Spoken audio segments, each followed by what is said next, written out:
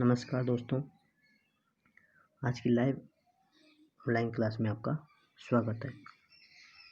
आज हम चर्चा करेंगे अकाउंटिंग के बारे में कि अकाउंटिंग होती क्या है, उन अकाउंट में कितने खाते होंगे, कितने प्रकार होते हैं, उन खातों के क्या नियम हैं और उन खातों के जो विभिन्न शब्दावली हैं जैसे कि कैश, स्टॉक, उनके क्या क्या पक्ष होते हैं। तो यदि आपको ये वीडियो अच्छा लगेगा तो आप उसको लाइक, शेयर और कमेंट करें। अकाउंट के बारे में चर्चा करें तो हम बात करते हैं टाइप्स ऑफ अकाउंट कि खातों के कितने प्रकार होते हैं। खाते की हम देखें तो 3 प्रकार होते हैं। पहला होता है व्यक्तिगत खाता, दूसरा होता है वास्तविक खाता, तीसरा होता है नाम मात्र का या अवास्तविक खाता। कई किताबों में उसमें लिखा हुआ है कि खाते 2 प्रकार के होते हैं, वो भी सही है।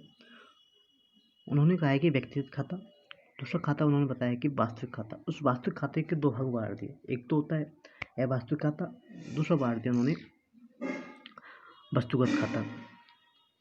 हम चर्चा करेंगे खातों के 3 प्रकारों के बारे में। एक तो होता है व्यक्तिगत खाता, दूसरा होता है वास्तविक खाता, तीसरा होता है नाम मात्र का खाता। देखिए चलते हैं हम पहले। सबसे पहले हम चर्चा करेंगे व्यक्तिगत खाते के बारे में।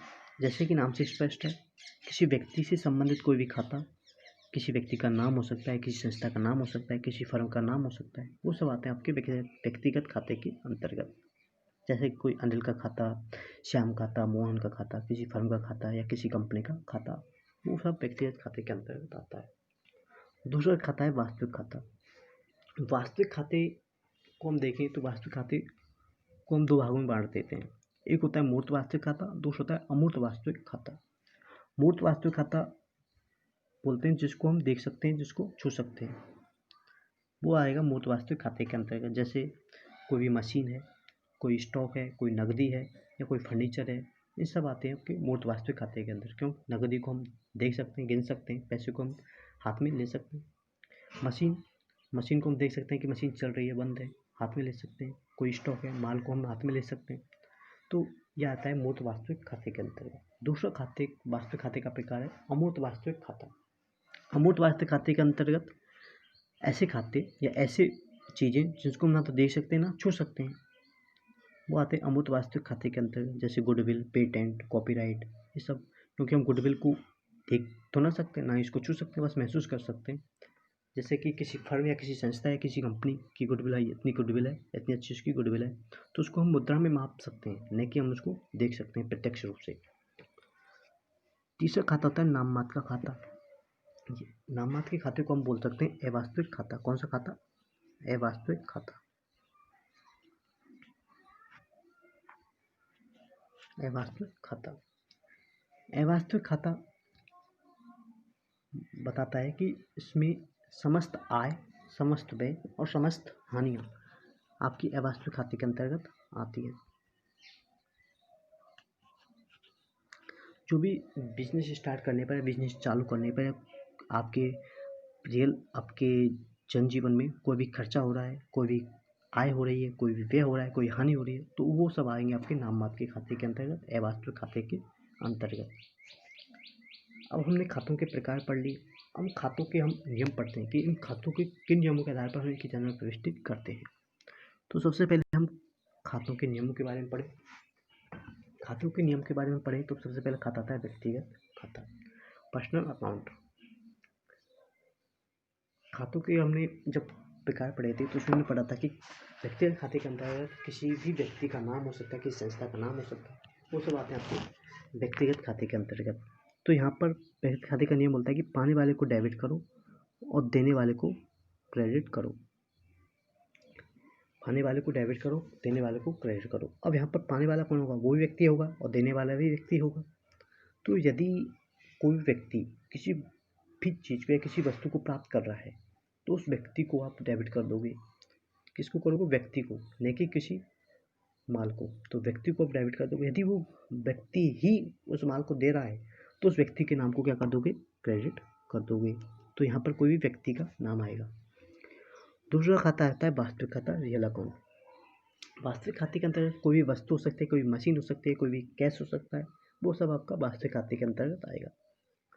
अब जो वस्तु व्यापार में आ रही है उसको तो डेबिट करो, और जो वस्तु व्यापार से जा रही है उसको क्रेडिट करो। अब व्यापार से आएगी क्या और जाएगी क्या, सीधी बात है। वास्तविक खाते के अंतर्गत आप किसी वस्तु को लिखते हो या किसी भी मशीन को, कैश को लिखते हो, तो भैया व्यापार में कोई वस्तु आएगी तो कुछ जाएगी भी, क्योंकि जो व्यवसाय है लेखांकन में उन्हीं मदों को लिखते हैं जिनका आर्थिक मूल्यांकन किया जाए। सही बात है।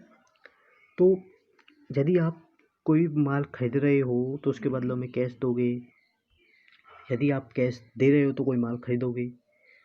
तो इन सब को हम किस में लिखते हैं, वास्तविक खाते के अंतर्गत। तो वास्तविक खाते के अंतर्गत जो भी वस्तु व्यापार में आ रही है तो उसको डेबिट कर दोगे, और जो वस्तु व्यापार से जा रही है उसको क्रेडिट कर दोगे।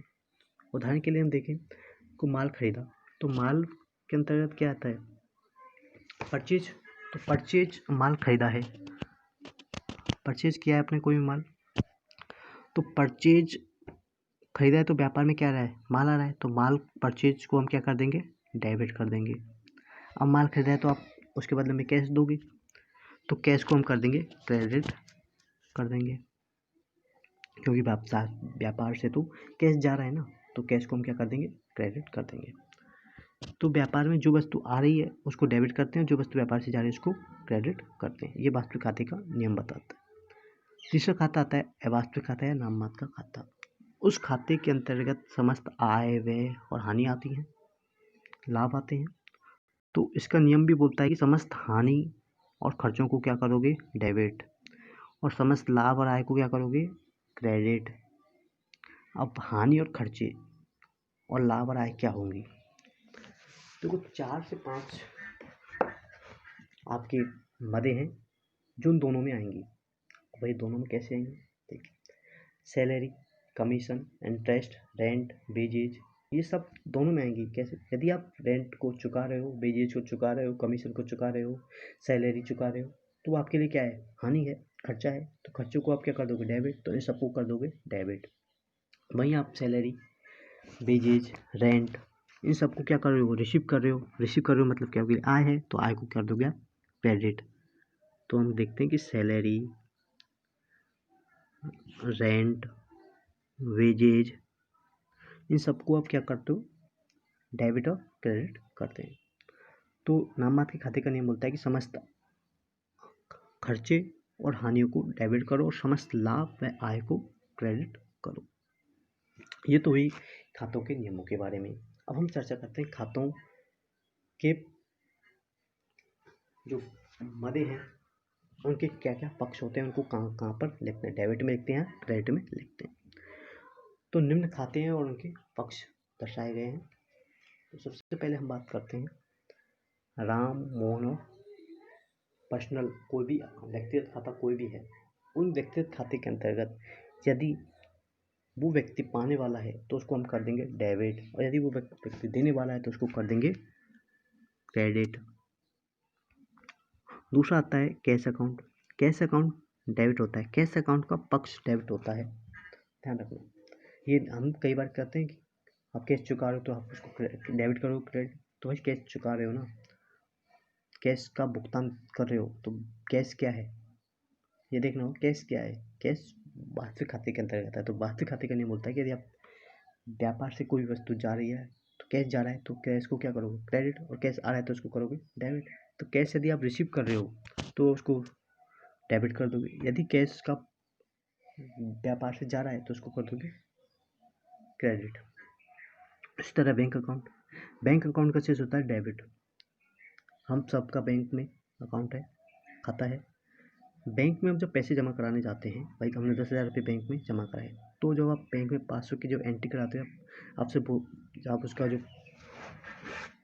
निकलवाते हो पूरा डिटेल, तो उसमें आता है कि भाई इतने रुपये डेबिट।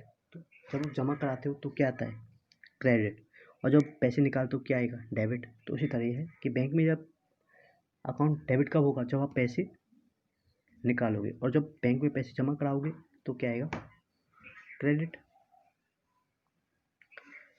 तीसरा खाता आता है कैपिटल अकाउंट। कैपिटल अकाउंट बोलते हैं पूंजी खाता। पूंजी खाता होता है कि जब आप बिजनेस जब स्टार्ट करते हो तो बिजनेस स्टार्ट करने पर कुछ पूंजी लगा कर ही तो बिजनेस स्टार्ट करोगे, तो वो पूंजी खाता आएगा आपका क्रेडिट। भाई 10,000 रुपये पूंजी लगा कर व्यापार स्टार्ट किया तो कैपिटल अकाउंट 10,000 रुपये से शो करेगा उसमें। उसके बाद आता है ड्राइंग अकाउंट। ड्राइंग बोलते हैं आहरण खाता। जब आप बिजनेस स्टार्ट करते हो कैपिटल लगाई, जब बिजनेस धीरे धीरे रनिंग में है, चल रहा है, जब आपको व्यक्तिगत कारणों से या पर्सनल रीजन से आपको कभी पैसे की ज़रूरत पड़ी तो आप उस व्यवसाय से पैसे निकाल लेते हो। उस पैसे निकालने को ही बोलते हैं ड्राइंग या आहरण। तो ड्राइंग को हम करते हैं डेबिट। देखो, जब आप व्यवसाय में पूंजी लगाई, कैपिटल लगाई, तो कैपिटल कर दिया क्रेडिट। अब पूंजी लगा दी तो क्रेडिट कर दिया, लेकिन पूंजी अब निकाल रहे हो तो डेबिट करोगे। ठीक उसी तरह बैंक अकाउंट की तरह, जब बैंक में पैसे जमा कराते हो तो करते हो आप क्रेडिट, अब बैंक से पैसे निकालते हो तो करते हो डेबिट। तो ठीक उसी तरह ड्राइंग अकाउंट होगा। उसके बाद आता है परचेज अकाउंट। परचेज अकाउंट क्रय खाता।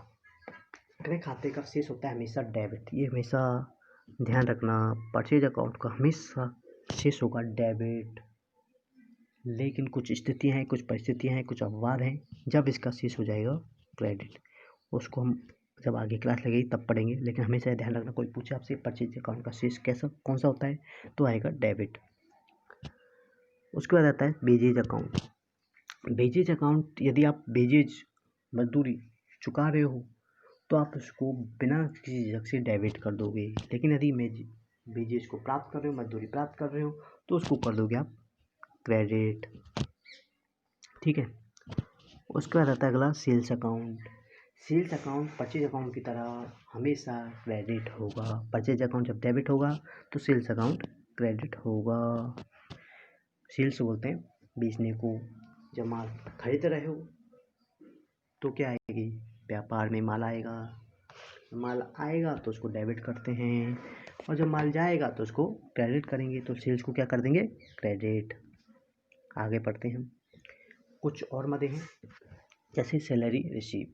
सैलरी रिसीव, सैलरी आप जब प्राप्त करोगे तो उसको करते हैं इसको हम करते हैं क्रेडिट। तो डेबिट की जगह क्या करेंगे, क्रेडिट। यदि वहीं आप सैलरी को भुगतान कर रहे हो, पेमेंट कर रहे हो, तो उसका हो जाएगा डेबिट। वही रेंट अकाउंट वैसे ही हो जाएगा। यदि आप रेंट को चुका रहे हो तो हो जाएगी आपके लिए खर्चा, तो खर्चे को कर दोगे आप डेबिट, और यदि रेंट को आप प्राप्त कर रहे हो तो हो जाएगा credit. Sales tax account.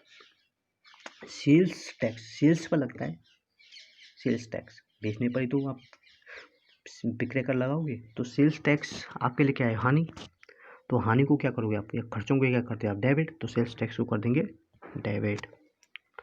Land machine account. जो संपत्ति है, लैंड मशीन संपत्ति है, कोई फर्नीचर है, कोई भी आपके लिए कोई भी औजार है, वो संपत्ति है, तो उन संपत्तियों को हम करते हैं डेबिट। और गुडविल अकाउंट, कोई भी ख्याति है, कोई पेटेंट है या कोई भी कॉपीराइट है, उसका अकाउंट भी होगा डेबिट। इसके अलावा आपके आते हैं डेटर्स, उनको भी आप करते हैं डेबिट। क्रेडिटर्स आपके लिए क्या लायबिलिटीज है, दायित्व है। आप किसी से बिजनेस स्टार्ट करते हैं, कभी व्यवसाय के लिए पैसे की जरूरत पड़ती है तो अपने उधार लेते हो, तो उन उधार लेने वाले व्यक्तियों को बोलते हैं लेनदार। जिनसे आप उधार लेते हो उनको बोलते हैं लेनदार। तो लेनदार के बाद आप कभी कभी पैसे चुकाओगे तो वो आपके लिए दायित्व, तो दायित्व को हम कर देते हैं क्रेडिट। उसके अलावा कोई भी अदर लायबिलिटीज, अदर एसेट्स हैं, अदर कोई भी संपत्तियां हैं, तो उन सबको हम करते हैं डेबिट। और कोई भी अदर लायबिलिटीज या दायित्व हैं उनको कर देंगे आप क्रेडिट, जैसे कि BP, BR, डेटर्स, कैटर्स, वो सबको आप डेबिट और क्रेडिट करते हैं। यदि वो संपत्ति है तो आप उसको डेबिट कर दोगे, यदि आपकी लायबिलिटी या दायित्व है तो उसको क्रेडिट कर देते हैं। उसके बाद आता है रिटर्न इनवर्ड और रिटर्न आउटवर्ड। ये दोनों आपकी वापसी से संबंधित है। जब आप माल बेचते हो तो शब्द यूज में लेते हो सेल्स, और जब माल बेचने के बाद वो माल वापस आ जाता है किसी किन्हीं कारणों से, तो उसको बोलते हैं रिटर्न इनवर्ड और सेल्स रिटर्न। इसीलिए एक शब्द यूज में लेते हैं सेल्स रिटर्न, SR। और रिटर्न आउटवर्ड, आपने कोई माल खरीदा, किन कारणों से आप वो माल पसंद नहीं आया आपको, तो आप उस माल को वापस भेज देते हो किसको, बेचने वाले को। तो माल खरीदा तो परचेज यूज में लेते हैं, जब माल वापस आ रहा है तो रिटर्न आउटवर्ड या परचेज रिटर्न यूज में लेते हैं। अब देखिए रिटर्न इनवर्ड को हम करते हैं डेबिट, क्योंकि परचेज सेल्स को हमने किया था क्रेडिट, क्योंकि माल बेचा था। अब वो माल वापस आपके पास वापस आ रहा है तो आप उसको करोगे डेबिट। वहीं रिटर्न आउटवर्ड, माल खरीदा था तो खरीदने की प्रविष्टि हुई थी आपकी, परचेज हुआ था परचेज अकाउंट। जब परचेज खरीदा था वो माल वापस आप भेज रहे हो किसी सेल्स के पास, तो उसके लिए आप यूज में लोगे सेल्स रिटर्न, और सेल्स रिटर्न का शेष होगा क्रेडिट।